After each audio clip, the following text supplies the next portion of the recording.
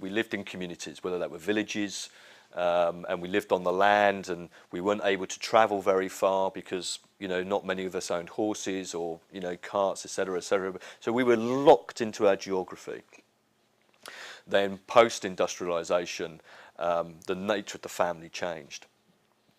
And that became then the nucleus of the nuclear family, which was then, as I said, after the Second World War, became really the ideal format for mass consumption. Is really very interesting. And the more I think about it more deeply, you wonder, you know, how much government control there was in terms of what type of society they wanted after the Second World War.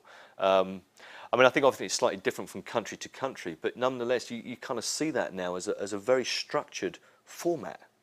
And they quite like the fact that they could control everything that you did. And obviously, we were still living in a sort of industrialised society in many ways. And Henry Ford made sure that you know, that was sort of taken to its nth degree in terms of efficiency.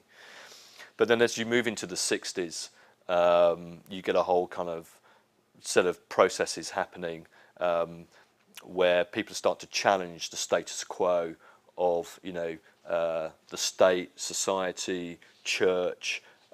Do I actually want these things to be telling me what I should be thinking, what I should be doing, where I should be going?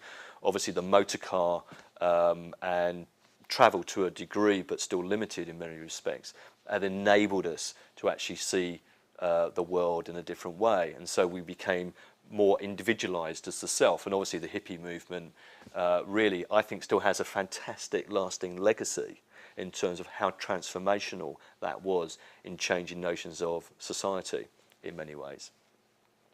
And when what you've seen over the last sort of 10 years, I would say, is a move into a postmodern world where we're not just one self, but we can become many selves. So I can be Alan Moore, the photographer. I can be Alan Moore, the father. I can be, you know, there are many personalities that I can adopt and belong to.